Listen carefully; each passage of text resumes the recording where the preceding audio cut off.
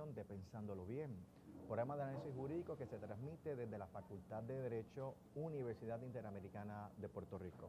Me acompaña esta tarde Carlos Ramos. Carlos, nuevamente, bienvenido. Sí. Y en cualquier momento va a entrar nuestro invitado especial, el licenciado Gerardo Carlos Altieri, que estará con nosotros, porque uno de los temas que queremos hablar fue la decisión de la juez Taylor sobre la propuesta ya aceptada por ella en cuanto a los bonos COFINA y el porcentaje del IBU que se va a utilizar para pagar a esos acreedores de esos bonos. Así que tan pronto llegue Gerardo, se integra al panel de discusión. Pero también, Carlos, creo que han pasado unas cosas muy interesantes. Esta semana está la decisión del caso de Baello, del juez El Pi, sobre el seguro social suplementario, la aplicación a personas, ciudadanos estadounidenses que están en Estados Unidos y que viven en Puerto Rico y le estaban reclamando supuestamente una aportación excesiva que le había hecho a Baello, y por ser un residente de un territorio no le da de aplicación esa ayuda suplementaria. Hay que escuchar y hay que estudiar los pronunciamientos de ESPI, particularmente el concepto de que ya Puerto Rico es un territorio incorporado por actos realizados unilateralmente por el Congreso y por Casa Blanca. Me parece también que hay que hablar de un tema que, aunque tuvo mucha vigencia hace unas semanas, que era las peleas de gallos. Creo que ha surgido en dos artículos que he leído, uno de dos amigos, de Irán Sánchez y de Osvaldo Carlos, que hablan en esas columnas su preocupación sobre la posición de la Asamblea Municipal y de la alcaldesa Carmen Yulín Cruz sobre no cooperar o no destinar recursos del municipio para arrestar, perseguir y procesar o colaborar con el gobierno federal en cuanto a la prohibición de las peleas de gallos establecida por una legislación federal que ahora se hizo extensiva también a los territorios. Esta es la tercera vez en la historia de Puerto Rico que se prohíben las peleas de gallo. La primera fue en 1776, después en 1898 y ahora esta el año pasado y con que se va a estar implementando próximamente. Hay una preocupación sobre si la alcaldesa y el municipio tienen autoridad para sencillamente no cooperar. Señalaba Osvaldo Carlos que eso podría implicar que se pudiera acusar, y yo estoy en total desacuerdo, a los guardias municipales de San Juan por obstrucción a la justicia, por el llamado delito homicidio felony, entre otros delitos, y de eso queremos discutir porque creo que es un planteamiento serio. Así que sobre esos tres temas estaremos discutiendo inmediatamente después de esta primera pausa.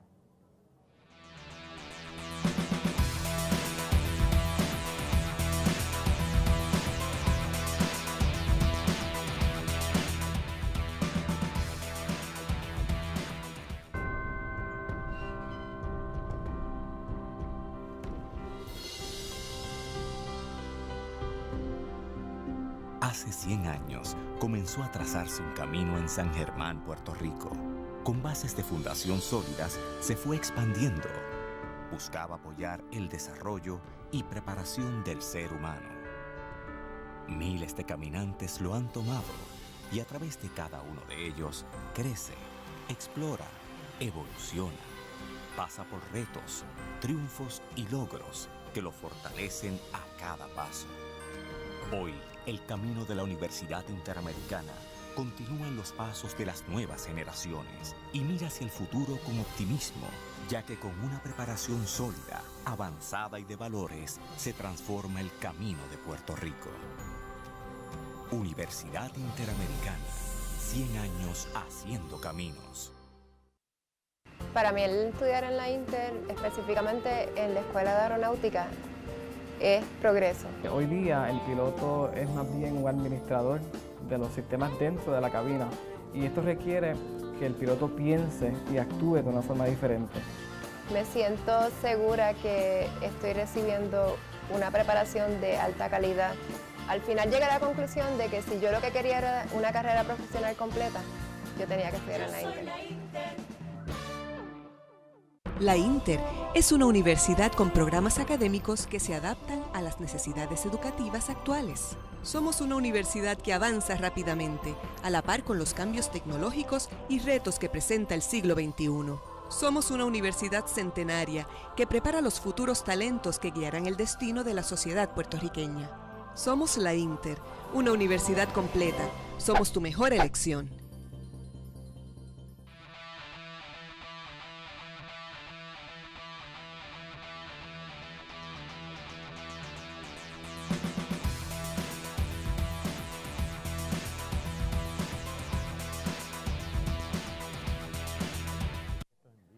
Regresamos a Pensándolo Bien desde la Facultad de Derecho, Universidad Interamericana de Puerto Rico, y se ha integrado el licenciado, como ya habíamos anunciado, el licenciado Gerardo Carlos Altieri, que hace su debut hoy con Pensándolo Bien. Bienvenido, Jerry, un placer tenerte acá. Muchísimas gracias, señor decano, y muy agradecido que me inviten aquí ustedes. Comenzábamos, Carlos y yo, que tú eres uno de nuestros columnistas favoritos, siempre por la forma, el verbo que utilizas en tu columna. Decía Carlos sobre el primer párrafo, Carlos. Bueno, siempre el primer párrafo, casi siempre, es bien peculiar y es muy distintivo porque como integra la literatura, a veces puede ser la música, puede ser lo que sea, y ahí rápido te capta. ¿No? Y su vínculo después con el contenido, ¿no? Que es lo fascinante. Por supuesto. Gracias. Me parece que el derecho hay que combinarlo con las humanidades, con la literatura.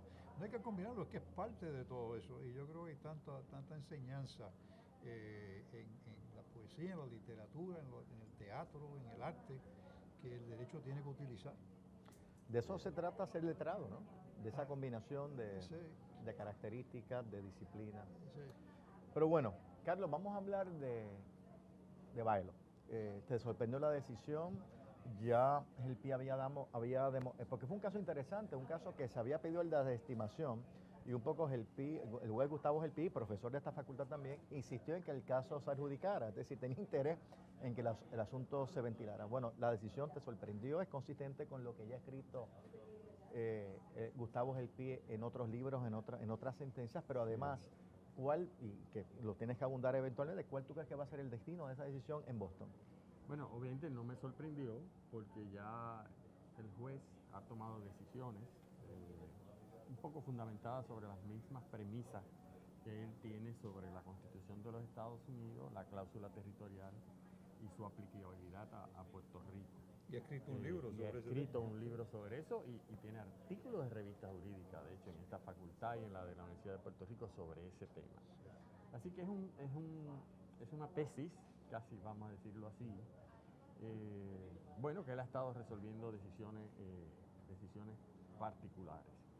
Esta yo creo que es de las más interesantes, por no decir quizás las más arriesgadas o atrevidas, porque un poco es ir sobre una decisión, no ir sobre ella, es reinterpretar una decisión del Tribunal Supremo de los Estados Unidos de 1980. Y es el tema de Harris versus Rosario y el tema de que, bueno, el poder del Congreso sobre la cláusula territorial es amplísimo, sobre todo en materia de asignación de fondos y todo lo que se requiere, y específicamente en un caso que estaba relacionado también con beneficios, ¿no? Seguro social, ayuda para los niños, lo que se llama una base racional. Claro, eso hay que integrarlo a su vez con una doctrina que viene desde los casos insulares, que dice, claro, esa cláusula territorial, amplísima como es en materia de concesión de beneficios, base racional, pero nunca, ha dicho el Supremo de Estados Unidos, desde los casos insulares, terribles desde mi punto de vista, pero bueno, que forman parte del Estado de Derecho Constitucional, de la relación entre Puerto Rico y Estados Unidos, que sí, el poder es amplísimo, pero no puede el Congreso violar ciertos derechos fundamentales que de cuando en cuando el Tribunal Supremo de Estados Unidos pues los establezca. Bueno, y aquí está planteado, en este caso, levantado por este señor que se muda a Puerto Rico y lo acusan, bueno, no lo acusan, es una demanda en cobro de dinero. Le piden que devuelva unos dineros a los cuales no tenía derecho, el llamado Seguro Social Suplementario, porque se mudó a Puerto Rico, el Seguro Social le siguió pagando en su cuenta en Estados Unidos, cuando se muda para acá, pues él o no lo dice o asume que tiene derecho, bueno, yo no lo sé.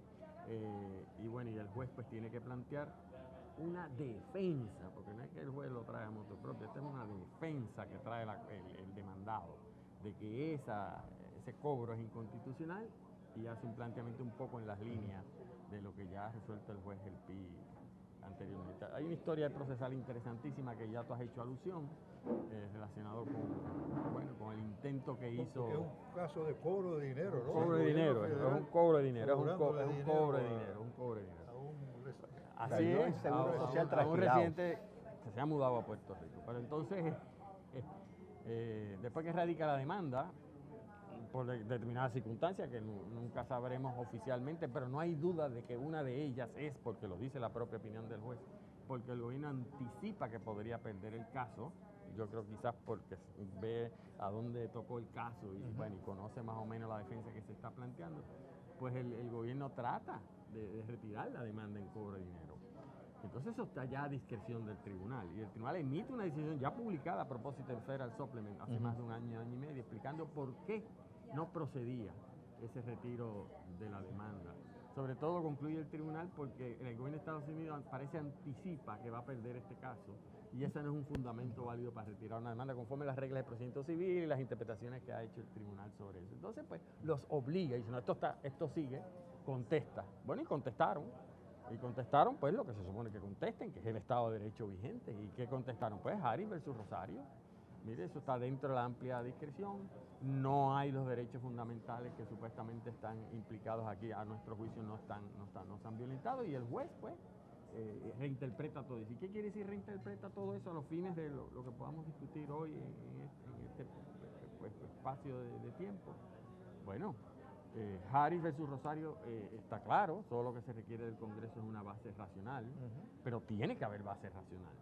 Es decir, aunque en derecho constitucional sabemos que cualquier ley del Congreso, incluso la legislatura de Puerto Rico, que tenga como fundamento lo que el Tribunal Supremo de Estados Unidos dice es una base racional, pues base racional puede ser cualquier cosa, ese es el máximo de deferencia que se puede otorgar bajo el derecho constitucional a una ley del Congreso por parte de un tribunal.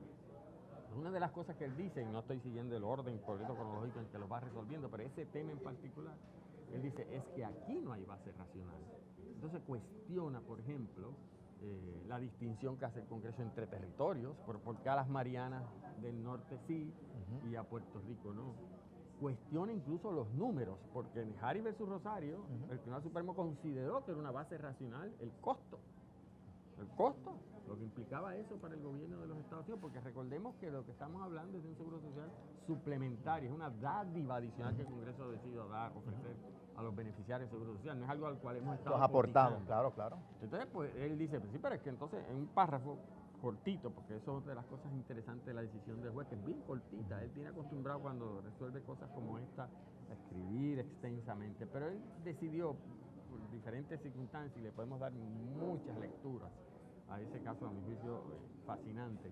Una de las, no me gusta usar esta frase porque no quiero que se malinterprete, ¿verdad? Una de las maldades constitucionales, en el mejor sentido de la palabra, uno de los aguijoneos, como yo a veces le digo, uno de las cascaritas que él pone ahí para ver si provoca que el gobierno de Estados Unidos, creo yo, lo eche para arriba y el circuito se exprese, pues es cuestionarle incluso esa estadística y diciendo, no, pues es que el costo es absurdamente, cuando tú lo comparas proporcionalmente con la elegibilidad que tiene incluso legal alien, extranjeros legales en los territorios, y tú lo extrapolas a los que recibiría en Puerto Rico, pues lo que han hecho con las Marianas es absurdamente más caro que lo que están negándole hacer a Puerto Rico. Así es que él incluso cuestiona la base racional de eso. Pero él añade, por supuesto, su teoría de la incorporación. De siempre. Él parte de la premisa, sin nunca decirlo expresamente, que Puerto Rico, en un sentido, es como si fuese Washington D.C. Puerto Rico es Estados Unidos. Es como si fuese parte del territorio de Estados Unidos. Y en Puerto Rico residen ciudadanos de Estados Unidos, hispanos, que visto desde la perspectiva del derecho constitucional de Estados Unidos son una minoría. Entonces no puede ser que en una calle les dé unos beneficios a otros y en otra calle a otros. Un poco eso está implícito. Claro, para poder decir eso, pues uno tendría que cuestionar lo que han resuelto los casos insulares, bueno, desde hace muchos años. Puerto Rico pertenece constitucionalmente a Estados Unidos, pero no es Estados Unidos, por eso es que se permite el discrimen. Pues él revierte esa ecuación sin decirlo, y dice, pues, y parte de esa premisa sin discutirlo, porque ya eso lo ha resuelto anteriormente en otros casos de él, que no se lo han llevado al circuito. Puerto Rico es Estados Unidos en ese sentido, para todos los efectos, y nacer en Puerto Rico es nacer en Estados Unidos. Él interpreta así la acción del Congreso de 1940, declarando a todo el que nazca en Puerto Rico ciudadano de Estados Unidos, y por lo tanto dramatiza la violación de derechos fundamentales, que van en dos direcciones. Uno, de los que más me llama la atención a mí, el concepto del derecho a la libertad, interpretada sustantivamente del debido procedimiento de ley, casi diciendo que el impedir que estos residentes, ciudadanos de los Estados Unidos, hispanos, reciban este trato discriminatorio por el Congreso, eso de por sí es una afrenta a uno de los derechos esenciales de cualquier ser humano que está en la Constitución del Estado, que es el derecho a la libertad a ser igual que los demás. Así que desarrolla un poco ese planteamiento que conocemos en derecho constitucional, de derecho constitucional sustantivo. Pero entonces también hace el planteamiento de igual protección de las leyes.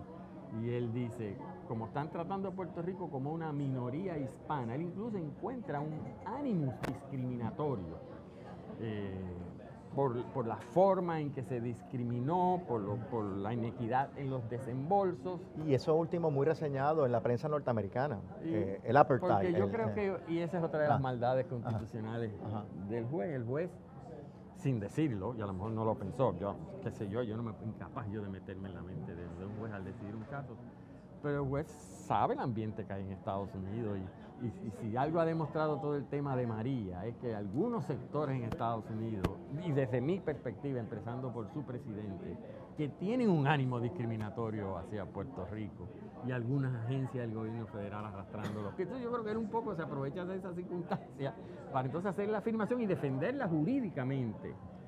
Y por lo tanto, si hay un problema de desigualdad contra hispanos, ciudadanos de Estados Unidos por razón de localidad, unido ya al discrimen de la cláusula territorial, pues ahí activa incluso un escrutinio riguroso y dice, esto no subsiste.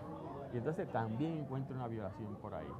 Entonces, pues ya está, ahí está el planteamiento. Carlos, ayer hablando esto con otro juez federal, ¿no? El juez Elfi, que me hizo un comentario que no entiendo muy bien. Este programa suplementario, seguro social suplementario, él me dice que hay estados que participan y otros que no participan y que tienen que pagar a los estados, no tanto el individuo. Así es. Y que hay que ver si el estado donde estaba residiendo esta persona Estaba participaba o no pagaba. Yo no conocía ese detalle de la problemática. No es que puede ser una gran diferencia, una diferencia prospectivamente. En la ley en particular, yo no conozco en detalle el Seguro Social Suplementario, pero en efecto he leído eso también y un poco se parece al Medicaid. El Medicaid está en función también de las coaportaciones que puede hacer cada estado. Obamacare, muchos estados decidieron retirarse. Pues esta ley de Seguro Social Suplementario, aparentemente, yo no la he estudiado en detalle, pues también mucho tiene que ver con eso. Y eso debilita un poco la posición del juez, porque el planteamiento es, yo lo trato igual que los estados, porque en el supuesto de que se pudiese, ¿qué es lo que va a aportar Puerto Rico? Esto es un poco algo que yo sé que se va a levantar por parte del gobierno de Estados Unidos si va hacia arriba. Esto no es, primero que no es un entitlement, en el sentido de son derechos que ya uno ha adquirido por lo que uno ha contribuido, sino que es una gracia adicional. Es suplementaria. Y entonces sobre el derecho en particular, pues es un poquito más problemático. A veces es más simpático lo de Medicare, por ejemplo. Sí. No Medicaid, Medicare, que está planteado en otros casos allí ya en el tribunal. Que ahí sí, que en proporción a lo que se aporta, y nos quitan todos los meses del Seguro Social, hay un discrimen abierto. Hay un discrimen, claro. Pero, oye, esto sería interesante si el gobierno de Puerto Rico decide solicitar, yo quiero aportar, y entonces el Departamento de Federal le dice, no, usted no puede aportar. Sí. Eso sería todavía más, sería mejor, mucho mejor. Había un caso así mismo. Carlos y Gerardo, creo que el aspecto sustantivo que has discutido es extraordinario, interesante, provocador, pero vamos al aspecto pragmático, que es muy importante, porque este no es un pleito de clase, esto es un pleito entre el Seguro Social y una persona, es decir, este remedio aplica únicamente a este caso.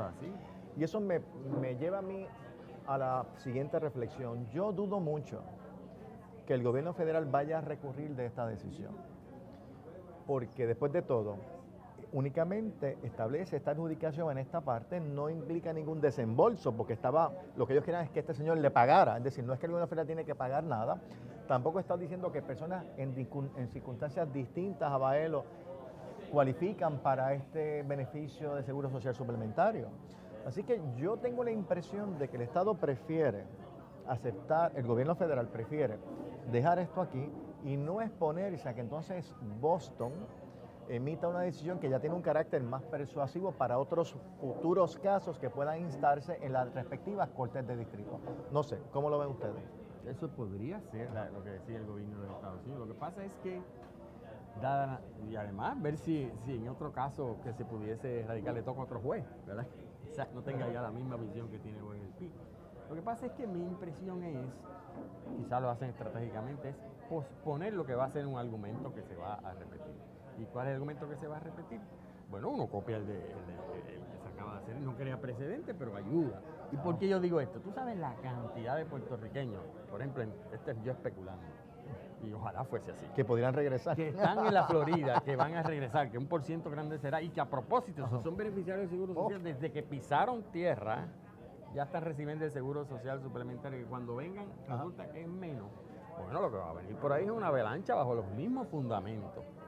Entonces, más temprano que tarde, el gobierno de Estados Unidos va a tener que decir, mira, y además vamos a parar este juez ya, si es que lo queremos parar. O sea, yo no sé, pero tú tienes razón. ¿No? Como esto es para esas dos partes nada más. Y además, en teoría, es bueno recordar que todos estos temas de seguro social, el paso inicial es en el foro administrativo. Es excepcional lo que aquí pasó. Es que bueno que el gobierno de Estados Unidos se puso a cobrarle en vez de... O sea, tampoco se agotaron todos los remedios administrativos. Hay muchas maneras de darle la vuelta a...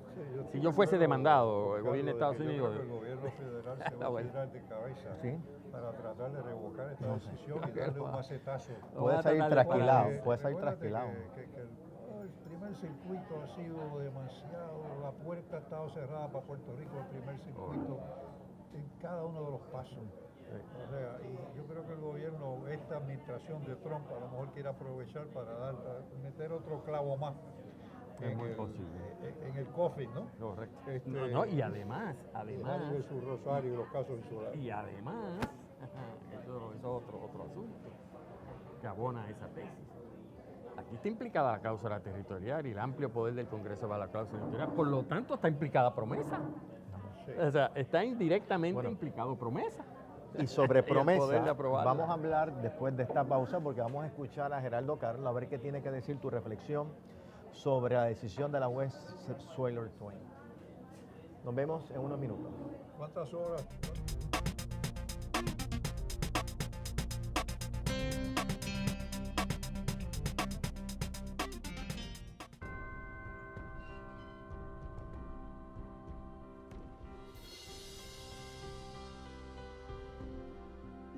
Hace 100 años comenzó a trazarse un camino en San Germán, Puerto Rico. Con bases de fundación sólidas, se fue expandiendo. Buscaba apoyar el desarrollo y preparación del ser humano. Miles de caminantes lo han tomado y a través de cada uno de ellos crece, explora, evoluciona. Pasa por retos, triunfos y logros que lo fortalecen a cada paso. Hoy, el camino de la Universidad Interamericana continúa en los pasos de las nuevas generaciones y mira hacia el futuro con optimismo, ya que con una preparación sólida, avanzada y de valores, se transforma el camino de Puerto Rico. Universidad Interamericana, 100 años haciendo caminos.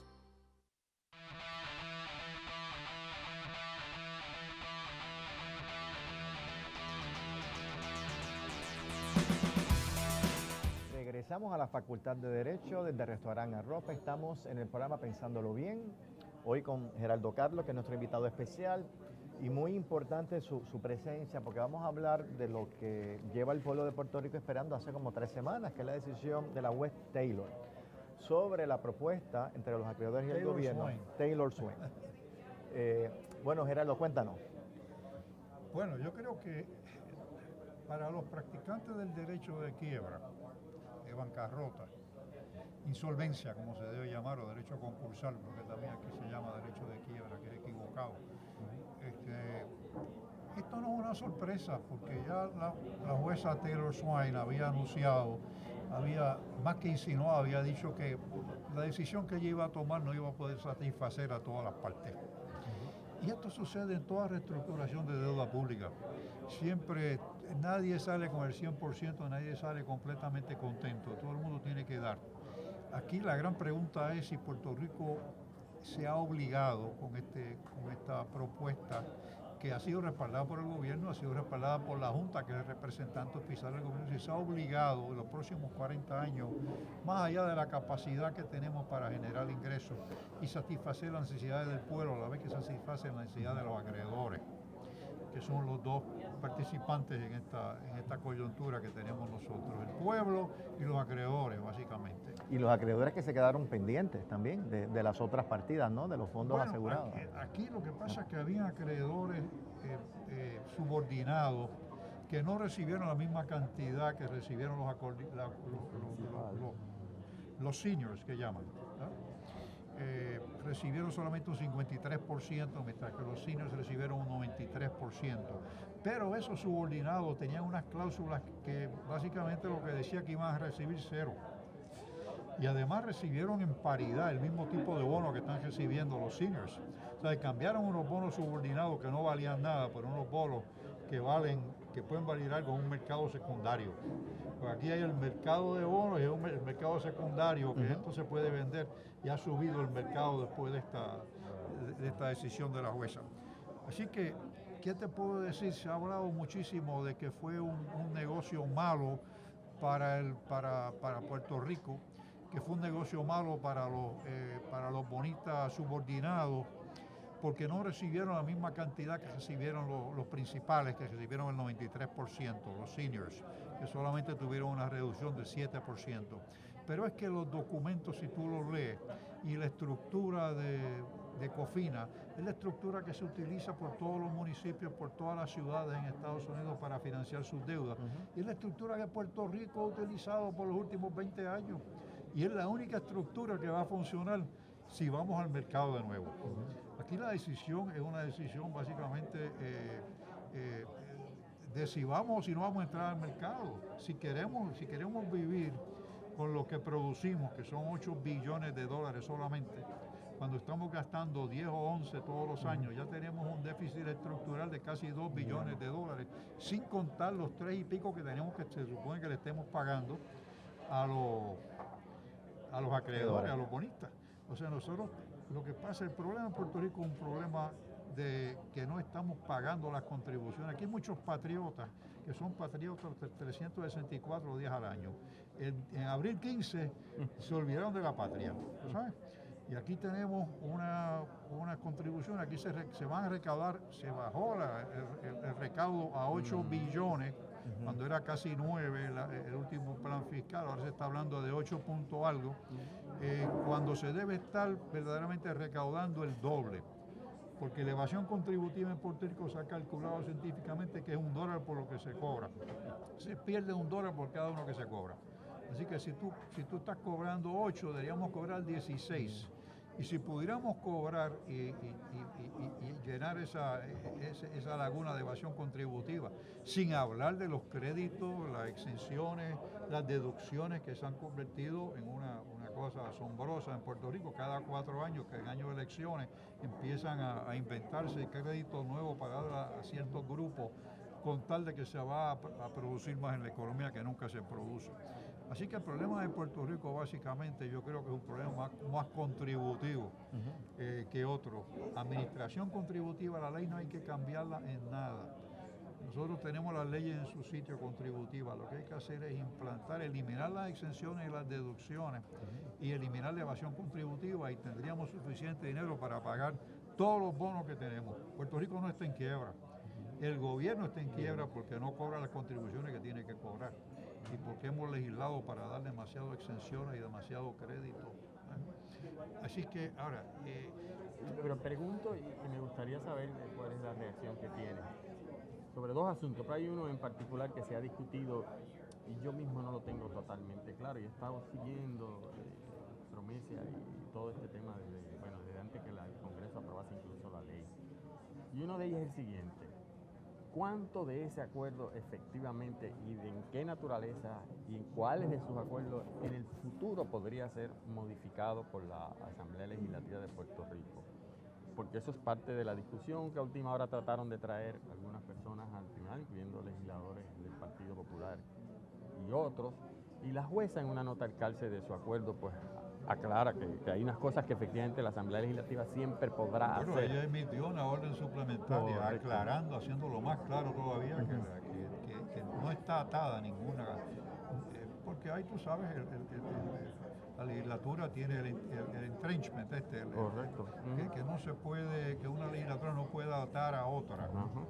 Así que ella está muy consciente de ese principio y ella enmendó la orden al otro día después de radicarla para aclarar eso más, que esto no ata. Y eso está en las emisiones de bonos que se han dado en Puerto Rico tradicionalmente. Siempre hay esa clausulita que nadie lee, que dice que todo esto, toda esta emisión de bonos se hace sujeto a cualquier cambio legislativo que pueda venir en el Congreso o que pueda venir en Puerto Rico, o cualquier legislación inconstitucional, cualquier decisión de un tribunal.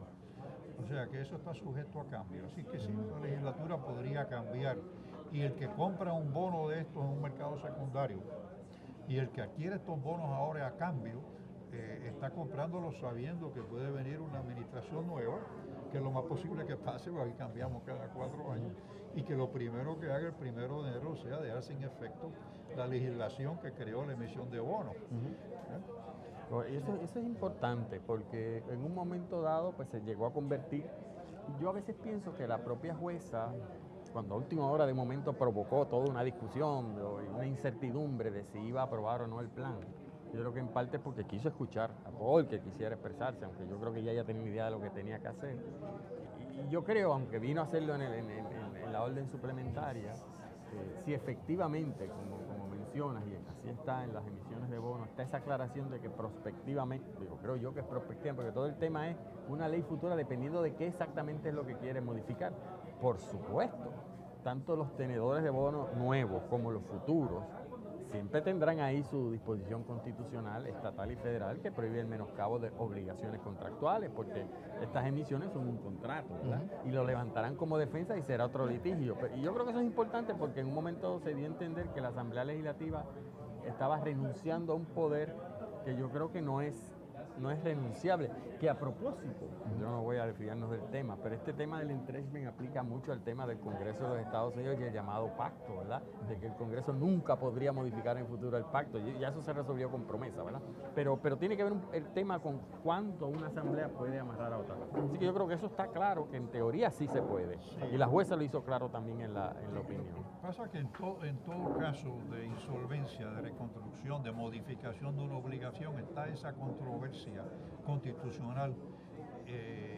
Siempre existe esa preocupación, aparte de que tú no puedes impedir que los estados, el poder de los estados de manejar sus ingresos, sus contribuciones, sus propiedades, son controversias que siempre están, pero se ha decidido ya que el Congreso tiene el poder para hasta obligar y modificar obligaciones en casos de insolvencia bajo ciertas condiciones, ¿verdad? Razonabilidad y que sea justo, que sea razonable, que se cumpla con ciertos requisitos. Y los tribunales pues han interpretado eso copiosamente en sus decisiones. Y el otro tema que a mí me llama mucho la atención, un poco para ir más allá de lo que ya se ha mencionado sobre esto, ¿dónde queda la constitucionalidad de COFINA, es decir, a la luz de la Constitución de Puerto Rico? Yo sé que la legislatura en la ley que aprueba COFINA y que incluso la jueza en su orden, incluso hace una interpretación de lo que ahora qué es lo que significa en la Constitución de Puerto Rico ahora, por ejemplo, recursos totales, etcétera, que era uno de los temas constitucionales ahí pendientes de exactamente cómo interpretar. Pero ¿dónde queda? ¿Cuánta certeza? Correcto. ¿Cuánta certeza hay de si COFINA es una manera de emitir bonos en el contexto de Puerto Rico, que tiene también sus bonos de obligaciones generales garantizadas en la Constitución? Mi impresión, y me encantaría saber tus comentarios, es que eso está ahí. Es decir, eso no se ha resuelto. Es decir, la constitucionalidad de COFINA, a la luz de la Constitución de Puerto Rico, desgraciadamente nunca nos enteramos por esta decisión si lo es o no. La jueza nunca quiso certificarlo al Tribunal Supremo de Puerto Rico, no lo resolvió expresamente tampoco aquí. Pero digo que era un asunto de supremacía federal, que promesa establece claramente, el Congreso estableció en promesa que esta ley federal es suprema en ese sentido a toda ley, inclusive a la Constitución de Puerto Rico, todas las leyes de Puerto Rico, para efecto de una reestructuración de una deuda. Así que yo creo que eso está resuelto. Oye, y está en el texto de promesa también, ese orden jerárquico está en el texto. Yo sé que yo entiendo que aunque la Constitución esté ahí, la de Puerto Rico, obviamente lo que se ha hecho es perfectamente por encima de lo que dice la Constitución. Yo lo que quiero saber es si para el futuro, futuras emisiones, futuros esquemas tipo COFINA, después que salgamos de promesa, lo que yo quiero saber si estructuras como COFINA, es decir, que no son una corporación pública, como la autoridad no se sostiene con lo que se llama revenue bonds, no son propiamente una estructura de financiamiento como lo es, por ejemplo, las obligaciones generales que tienen el trasfondo de la Constitución completa de Puerto Rico, sino que es esta peculiaridad de una corporación ahí, el debate eso no está resuelto, pregunto yo. O sea, ella no lo resolvió en forma general para el futuro, porque siempre se podrá levantar en otra emisión futura ese problema de definición de lo que son los recursos del gobierno para efecto de la limitación de la amortización del 15% promedio de los últimos 2 años de la Constitución y el requisito de que el presupuesto esté balanceado, no sé si la palabra balanceada sea correcta, pero que haya un presupuesto donde los ingresos y los gastos sean equivalentes. Esas son cláusulas elementales de la Constitución que yo no creo que ella no la resolvió, no está resuelto en esta orden que ella emitió.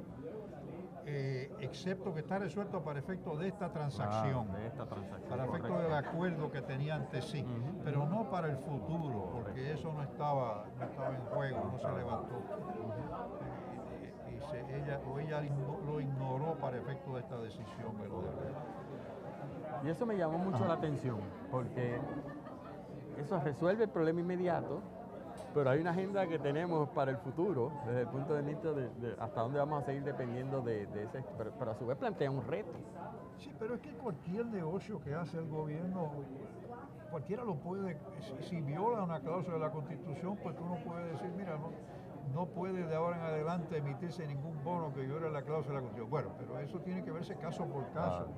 Y tiene que verse la situación específica donde ocurre. Ahora mismo se está planteando, por ejemplo, con la misma Junta de Control, sorprendentemente ha levantado que 6 billones de dólares, 6 mil millones de dólares de General Obligations, están objetándolo, que son inválidos, ¿no? Porque violan esas dos cláusulas de la Constitución, la cláusula del 15% de amortización límite y la otra cláusula que tiene que ver con el presupuesto balanceado. Y otras razones, pero esas dos son las principales. Y es la Junta la que está levantando esto.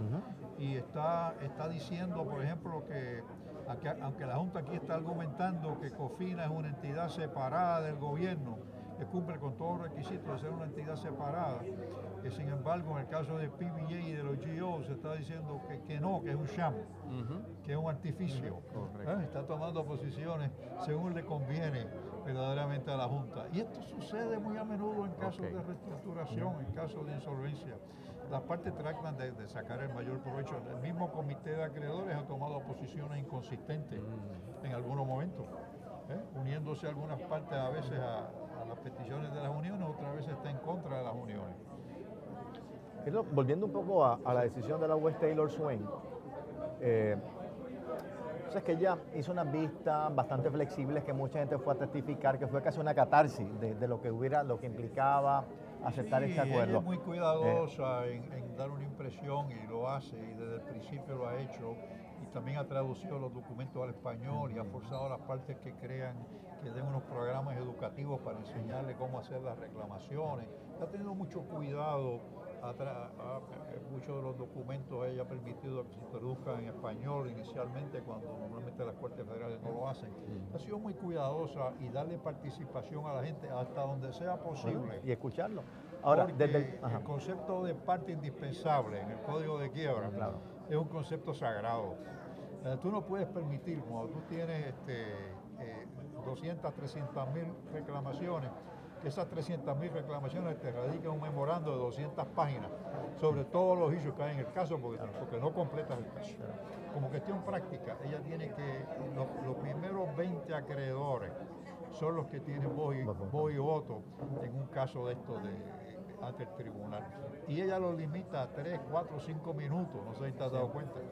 Y hace una agenda de antemano, o sea, ella da una clase que deberían todos los jueces federales y de Puerto Rico analizar, porque es la forma de tú bregar con casos tan complejos como con ese, tantas personas. como ella ha podido manejar esa sala con mucha cordura y deja a todo el mundo bastante satisfecho. Eduardo, en 30 segundos que el productor nos está diciendo que pasemos a la tercera pausa. Desde el punto de vista adjudicativo, ella tenía muchas alternativas, era acepto o no acepto, había puntos intermedios. Bueno, ella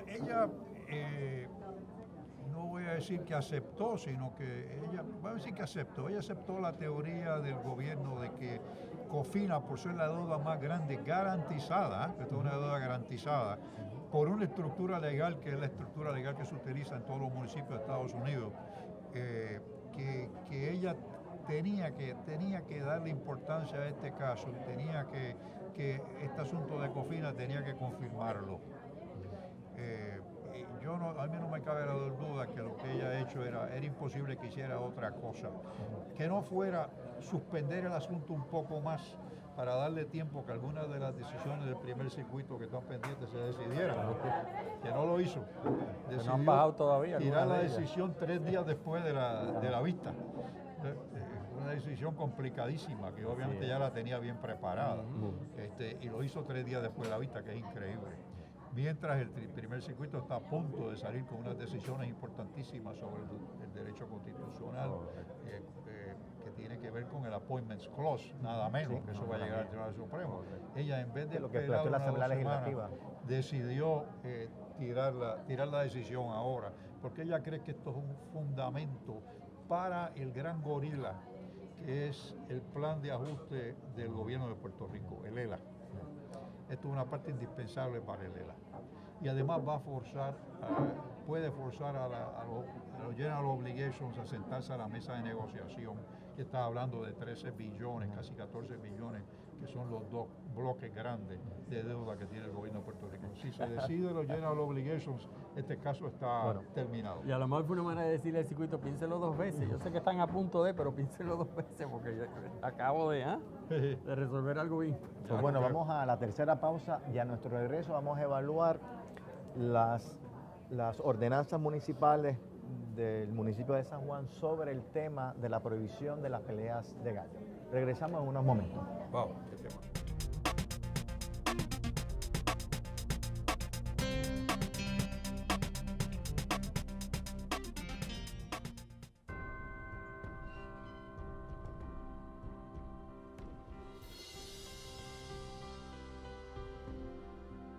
Hace 100 años comenzó a trazarse un camino en San Germán, Puerto Rico. Con bases de fundación sólidas, se fue expandiendo. Buscaba apoyar el desarrollo y preparación del ser humano. Miles de caminantes lo han tomado y a través de cada uno de ellos crece, explora, evoluciona. Pasa por retos, triunfos y logros que lo fortalecen a cada paso. Hoy, el camino de la Universidad Interamericana continúa en los pasos de las nuevas generaciones y mira hacia el futuro con optimismo, ya que con una preparación sólida, avanzada y de valores, se transforma el camino de Puerto Rico. Universidad Interamericana, 100 años haciendo caminos. Para mí el estudiar en la Inter, específicamente en la Escuela de Aeronáutica, es progreso. Hoy día el piloto es más bien un administrador de los sistemas dentro de la cabina y esto requiere que el piloto piense y actúe de una forma diferente. Me siento segura que estoy recibiendo una preparación de alta calidad. Al final llegué a la conclusión de que si yo lo que quería era una carrera profesional completa, yo tenía que estudiar en la Inter.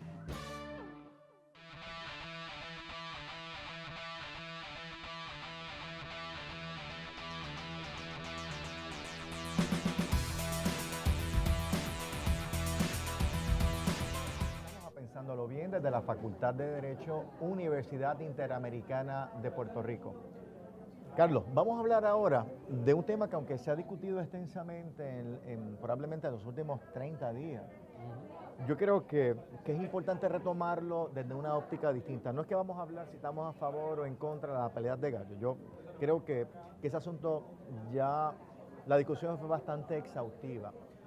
Pero me parece que es importante retomar otra vertiente de esta discusión.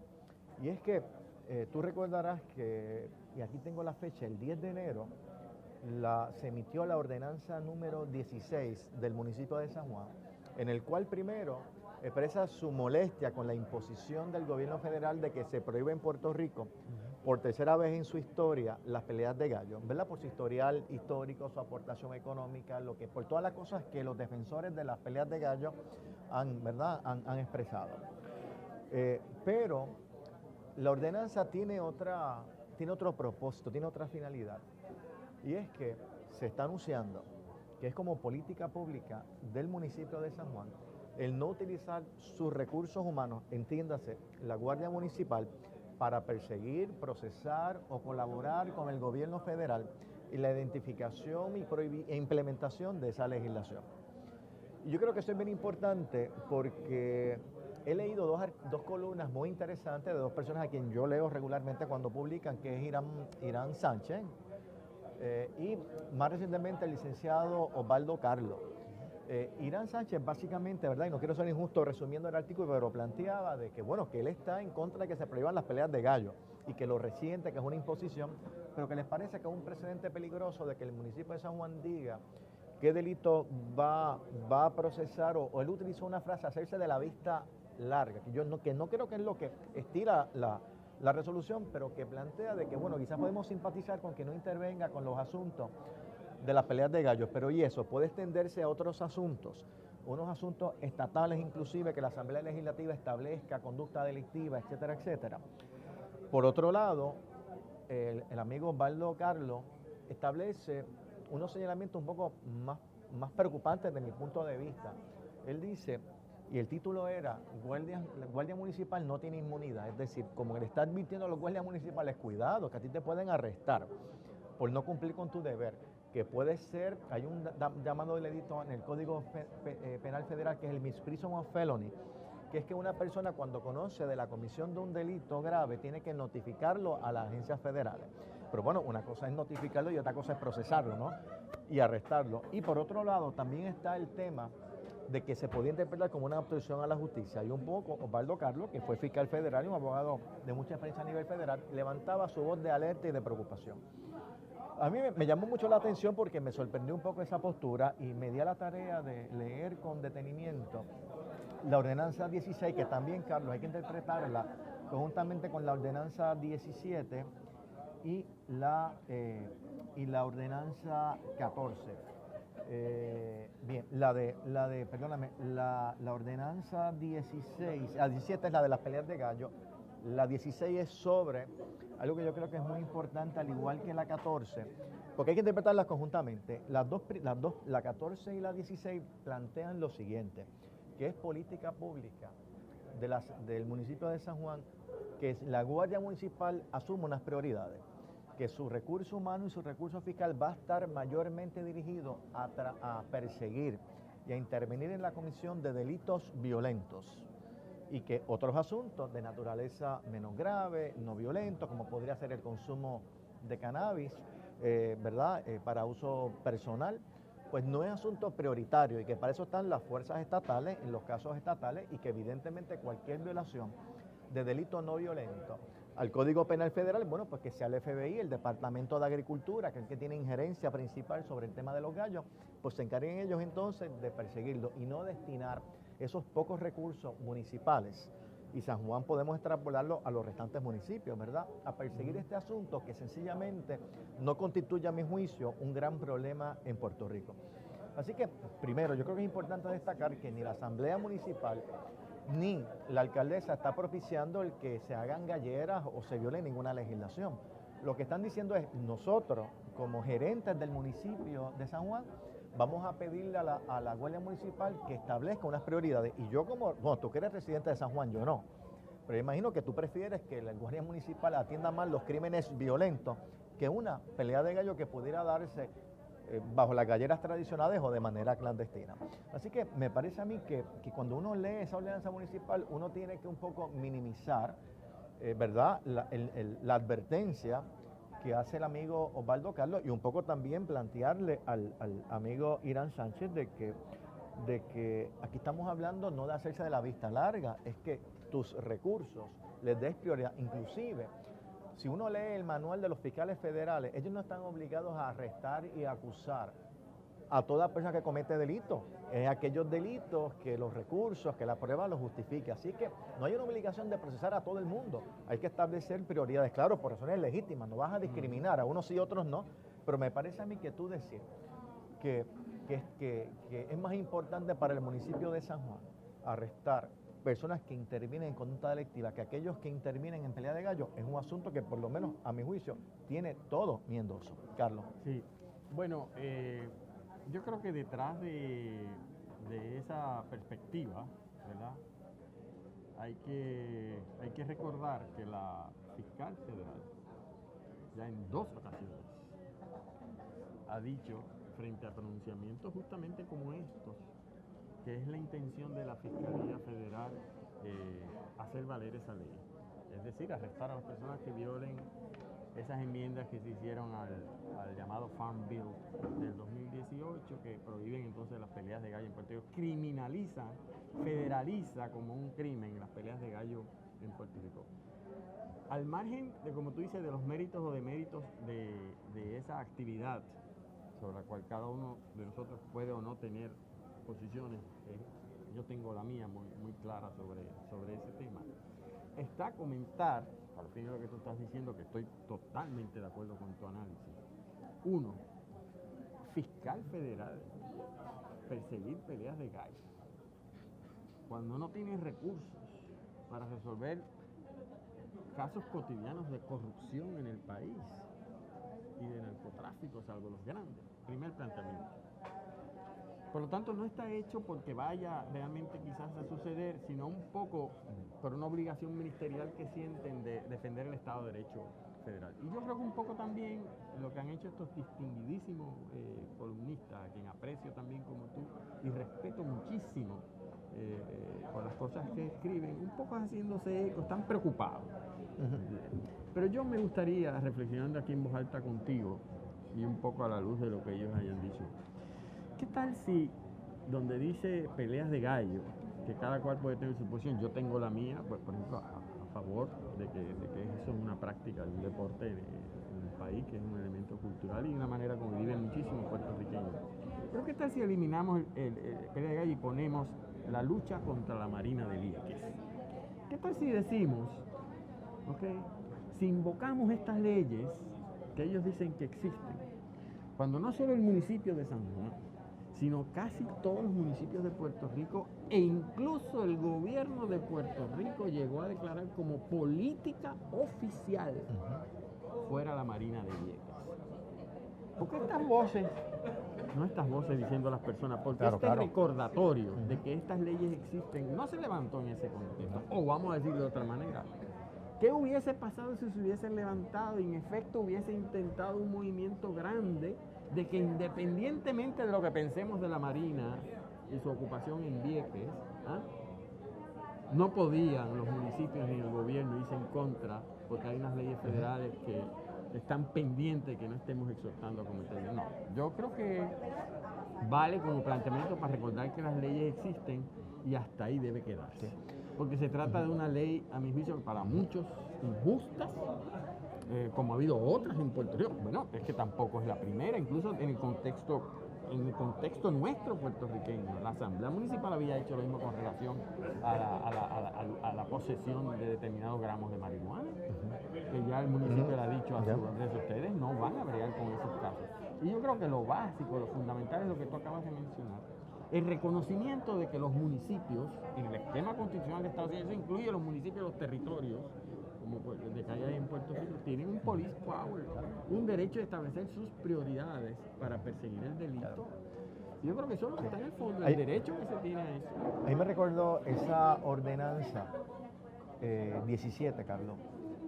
Lo que se ha hecho en ciudades como San Francisco, cuando contrario como al estado de Texas o a la ciudad de Dallas o Houston, de que si una persona indocumentada va a San Francisco y es intervenida por la Policía Municipal de San Francisco, no necesariamente lo entregan al gobierno federal, le pueden dar acceso a hospitales, inclusive sacar la licencia, como hizo Alejandro García Padilla en Puerto Rico. Es decir, fue una política donde tú puedes decir que una política de no cooperación con el gobierno federal, pero yo veo algo muy paralelo, claro, hay una visión más humanista en ayudar a los indocumentados, que obviamente el asunto de los gallos, pero vemos cómo en ocasiones dentro del federalismo norteamericano hay estados, hay territorios o hay ciudades que sencillamente no quieren implementar una política de cooperar o hacerle el trabajo difícil al gobierno federal, el antipático, pues que sea el gobierno federal el que entonces haga esa gestión. También me recordaba que tú hablaste de Vieques, cuando Pedro Toledo le dijo a la gente de la Marina, oye, yo no voy a estar arrestando a las personas que entran a los terrenos, arrestarlo tú, eso es un problema tuyo. Y yo no creo que a Pedro Toledo lo acusaron de ningún delito. Ni le recordaron que existen estas dos leyes, ¿verdad? No, yo creo que hay un elemento de eso, y que tú me dices del estado de Colorado completo y otros que hay ahora, cuando hace más de 15 años decidieron que allí la marihuana medicinal y otras iba a ser permitido, a pesar de que la ley federal lo prohibía. El presidente Obama emite una directriz diciendo el gobierno federal va a respetar eso. Como quiera, se armó un caso que fue el Supremo de Estados Unidos, donde el Supremo de Estados Unidos dice el Congreso y la ley penalizando el uso de marihuana va por encima de la ley estatal. Pero si cada estado decidirá si lo ejecuta o no, que de hecho Trump ha dicho lo contrario. Trump ha dicho, pues nosotros sí vamos a perseguir, pero en total tampoco ha pasado. Hay un poco aquí de qué es el Estado de Derecho. ¿Cómo se enfrenta el Estado de Derecho frente a leyes injustas cuando son leyes federales? Eso es lo que está planteado. Pues yo, Carlos, después de esta discusión leí estas 3 ordenanzas y realmente yo invito a los otros alcaldes de todos los municipios de Puerto Rico a adoptar una política similar, particularmente yo que vivo en Bayamón. Invito a mi amigo Ramón Luis Rivera a que realmente lea estas ordenanzas, porque yo prefiero que dedique todos los recursos de manera primaria de la Guardia Municipal de Bayamón a perseguir delitos violentos y no las galleras que está allá en el barrio Palma, por la número 2, otras galleras que puedan existir en todo, ¿verdad?, demarcación del pueblo de Bayamón. Yo creo que es interesante, es un mensaje fundamental, y yo no creo que la calidad de vida de Puerto Rico, no creo que de ninguna manera la criminalidad se alimenta o se fortalece porque sencillamente no se le dé prioridad por parte de las policías municipales a intervenir con los galleros y con las personas que participan de esta actividad. Algunos la llaman deporte, otro negocio, pero además, sigue siendo irrelevante. Correcto, y además porque en el fondo, yo creo que es bien importante lo que está diciendo y que cada municipio se exprese, porque eso es como una especie de esfuerzo colectivo nacional nuestro frente a una ley del Congreso que muchos consideramos injusta, y además de que es impuesta. Fíjate, es una forma de luchar contra la descolonización. Y eso ata con el primer tema. El juez El Pi ha dicho en el caso del Seguro Social, y está planteado en otros casos, leyes, sobre todo leyes injustas, aprobadas sin el consentimiento de los gobernados. ¿Y qué vamos a hacer?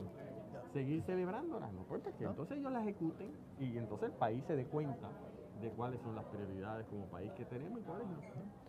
Y piensa también, Carlos, en la prohibición del alcohol.